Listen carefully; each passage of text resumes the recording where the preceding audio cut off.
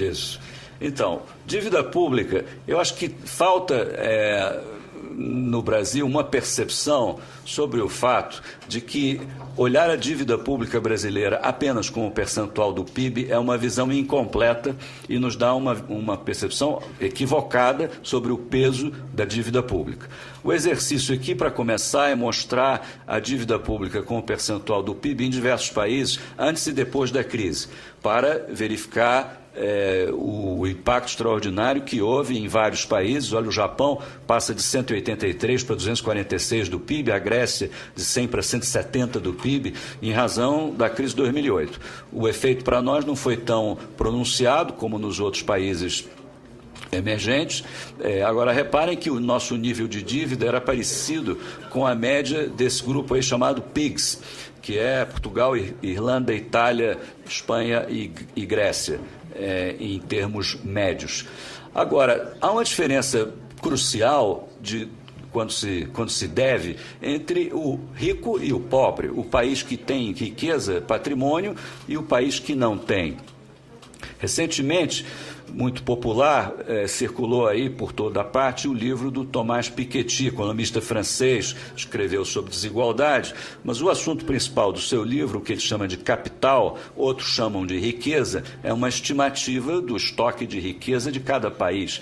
É claro que o endividamento de 100% do PIB é uma coisa quando o país é rico, é outra coisa quando o país é pobre. A estimativa que ele faz sobre o tamanho da riqueza nos países que nós chamamos de rico oscila em torno de 5 vezes o PIB anual de cada um desses países. Curiosamente, todos eles muito próximos desse número. Ao passo que para países emergentes a estimativa oscila em torno de 1 PIB. Ok? Ou seja, os países ditos desenvolvidos são, em geral, 5 vezes mais ricos do que nós. A tabela ali apenas completa, faz uma razão entre dívida pública e riqueza em cada um desses países, considerando o valor de 5 PIBs para os países desenvolvidos em 2007, para arredondar a conta, e em 2015 fazemos 4,5 PIBs, imaginando que eles perderam meio PIB na crise, podem até ter perdido mais, mas vejam que isso não fará muita diferença, porque em cada um desses casos, mesmo o da Grécia, o endividamento como proporção da riqueza não chega a 40% do PIB. Okay? Quando, no caso do Brasil, como o endividamento público, a riqueza, é igual a 1 PIB, se é 66% do PIB, 66% da riqueza é igual, e é muito. E basta olhar, por exemplo, como se distribui a composição do patrimônio, por exemplo, dos fundos de pensão brasileiros. Os senhores e as senhoras vão achar ali que 2/3 das alocações desses importantes instrumentos de poupança brasileiros estão alocados em títulos públicos. O patrimônio imobiliário e acionário nessas instituições é muito pequeno e essa alocação ainda é mais viesada nos fundos mútuos, fundos de investimento, todos aqui seguramente conhecem. Ou seja, a situação da dívida brasileira é crítica. Disse bem o Mansueto, sem esses números, o Brasil é o país mais endividado do mundo, considerando o seu nível de riqueza. Por isso é tão pesado.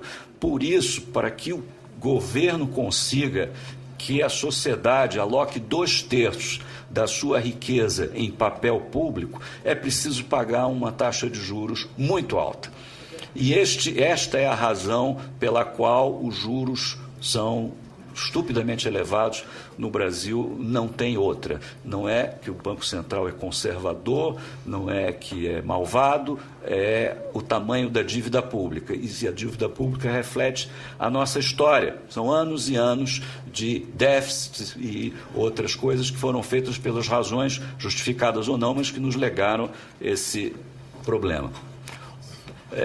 O fato da dívida ser tão grande e os juros ser tão alto gera esse extraordinário fenômeno do Brasil gastar com juros a cada ano, e estamos olhando ali 2014, algo semelhante ao que gastam a Grécia e a Itália. A Grécia tem 170% do PIB de dívida, nós temos 65%. Como é que nós estamos pagando a mesma coisa de juros? não é isso? E em 2015 vai ser pior. Em 2015, a estimativa é que nós vamos estar em 8% do PIB de pagamento de juros. É claro que isso é um problema.